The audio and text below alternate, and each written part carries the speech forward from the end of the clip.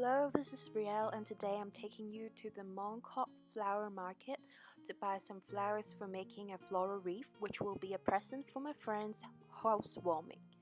And you can see here flowers and plants in pots and come in bunches, and definitely a lot of roses in every color and size imaginable here, and they're much more affordable than comparing to when you buy from a florist in a huge shopping mall. So this is definitely the place to go to if you want to buy some flowers in Hong Kong. And these are the types that I ended up getting for the wreath.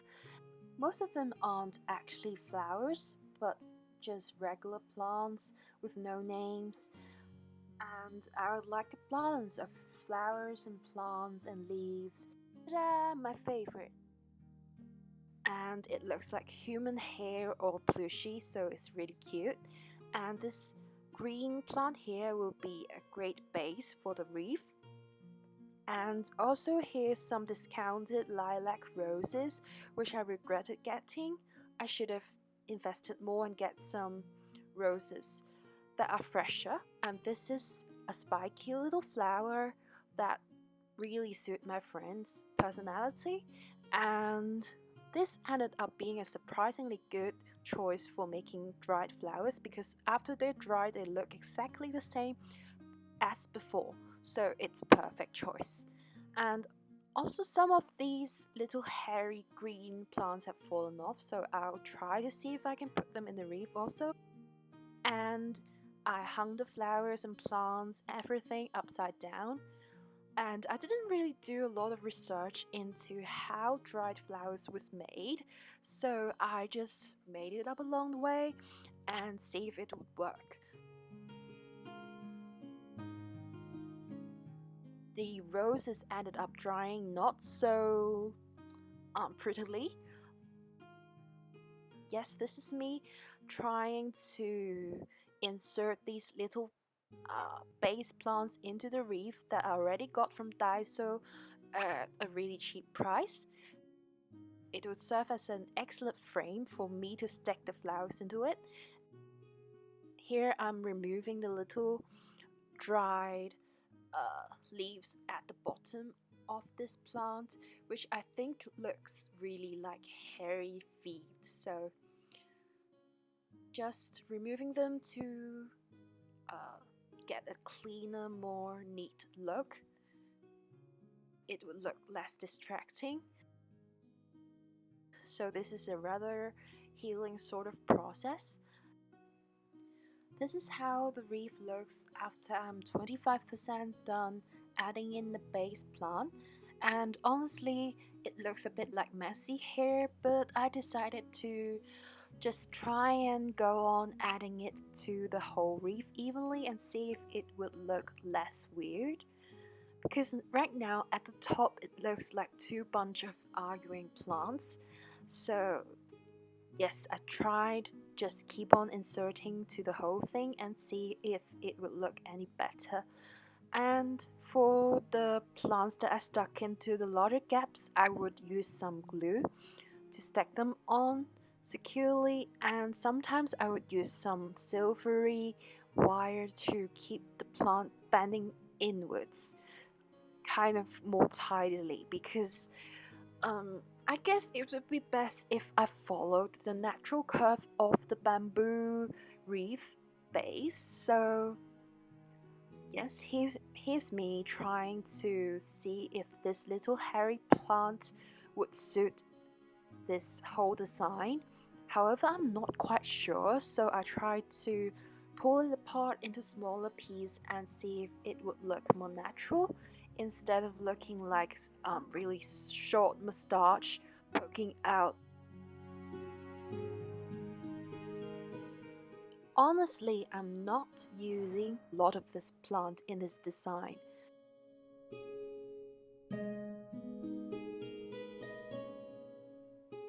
I kept wondering, why is this such a odd looking plant to stuck into a wreath, and honestly I just don't see how I can incorporate it into the design very smoothly and naturally.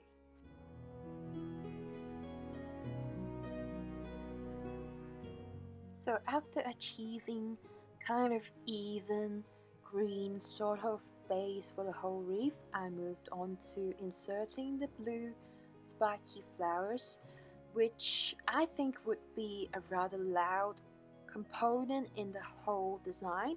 So I knew I couldn't put in too much of this flower or it would really get too loud and dominate the whole thing and the whole look. So I added in one of the spiky flower and changed direction and tried to put in the smaller flowers first, as in to create some sort of balance between the different volumes and sizes of the flowers.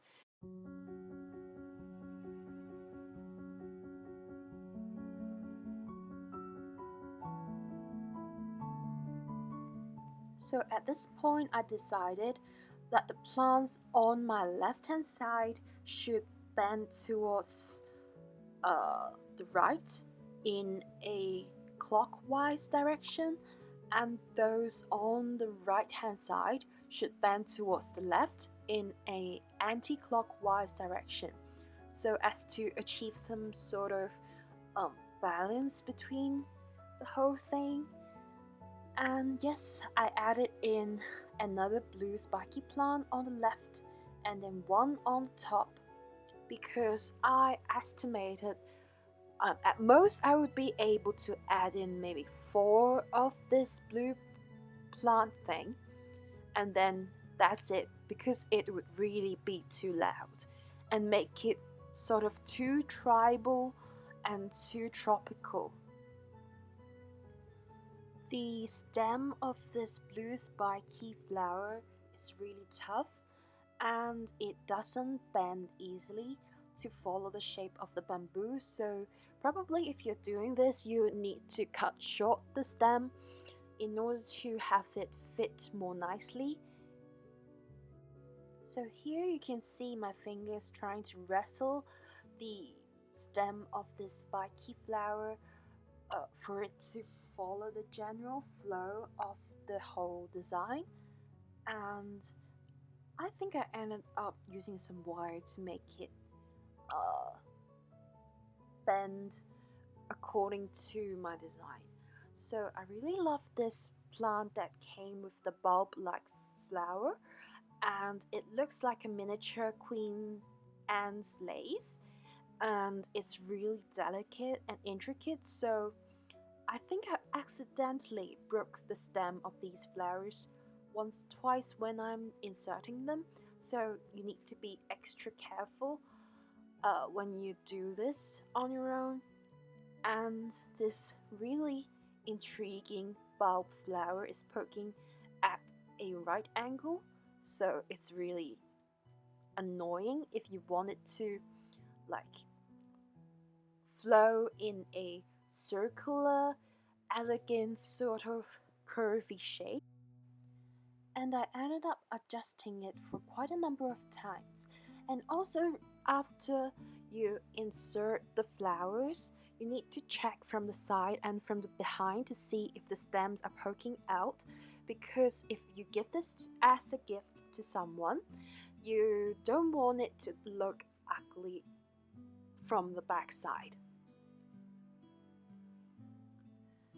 And at this stage I realized I am running out of flowers, so I turned back to the blue spiky plant and see if adding it would help with the empty barren feel of the design right now. And I think it's not really helping, so I paused for a while and tried to add more and more to the whole thing.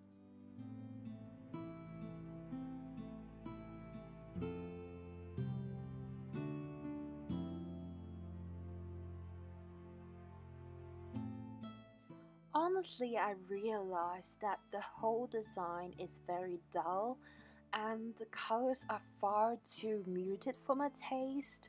I have a rather dramatic and gothic sense of taste, so I just knew something is really wrong with this design right now, but I couldn't figure out what exactly was wrong. So I tried poking in the mustache plants again and see if it would help, and it doesn't. And here I realized the spiky plant doesn't behave properly, so I pulled it out a bit and then I finally tried to add some wire to improve the shape of the thing. So I think it would be best if you have green wire at hand, but unfortunately I only had this silver wire that was left from my previous jewelry making sessions, so for now. And I realized I really had to add in some more feminine sort of flowers, so I found a dried rose which I made before, and this plant that I'm inserting to the wreath is a rather pale, thorny plant thing that I tried like a couple of years ago. I couldn't quite remember if it was the stem of a rose or from other weird plants, so I just really like the color of it because it adds some contrast to the really darker shades that the plants right now have. And yes, I cut short the stem of this rose, which I think this previous attempt at making a dried rose was much better than this attempt, because you can see after it was dried, the petals still open. But for my roses this time, they don't quite open and the petals are much thinner and more shriveled, and it just looked really sick for a plant, so I didn't quite like the roses I tried this time, so I can't rely on them for being the design focus of this wreath. So I ended up upcycling the carnations that I wanted to give my mother for Mother's Day into these dried flowers, and she also gave me a bunch of flowers that she dried before, which still somehow magically retained a really brilliant saturated kind of orangey yellowy color, which I think it would brighten the whole piece a lot. So I just decided to take them over and experiment with them. So right now I am adding the rather sickly roses and worrying that it will make the whole piece rather too gothic for my friend's taste, because this is a present, remember? So yes, sticking in more roses because I just don't want to waste them. Removing some of these moustaches out of the way, I poked in more of the shriveled roses just to see if these can help with the dimension of the whole design. And yes, these stems of the roses can be rather stiff, so you really need to take care not to break them apart, or else it would be rather hard for you to attach the entire rose to the wreath naturally. At this stage, I am halfway through adding the carnations, which, although they are a faded shade of yellow, it still really helped to lighten the whole piece quite a lot. My final key to this whole piece is to add these flowers that my mother dried, which are the brightest shade of yellow I've ever seen in dried flowers.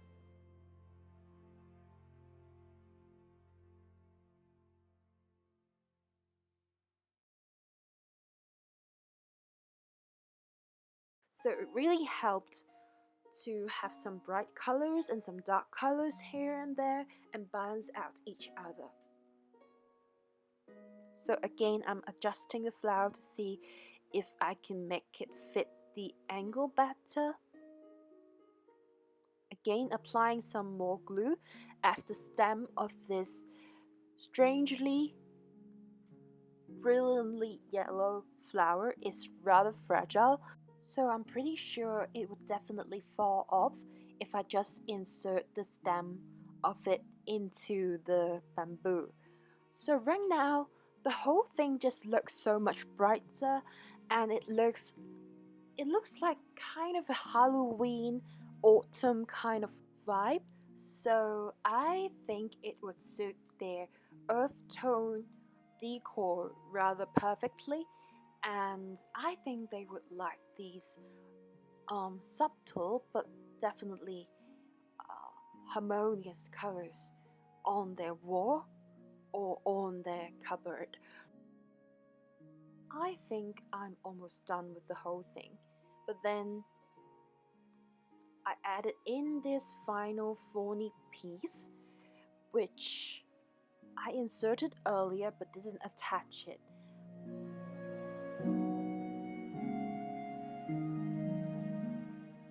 Because it's rather stiff, so I had to find a place where the curve of it would match with the natural curve of the whole wreath. And after this stage, I found that I needed a bit more of the base plants. If I had a bit more green plants at the background, the yellows, the browns, the blues would definitely pop more. So I decided to go back to plucking the feet hair off these base plants thing.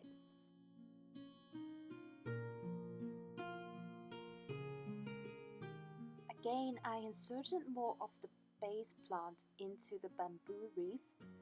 This time I can hardly find any empty space for me to tuck them in, so I had to be extra careful not to break the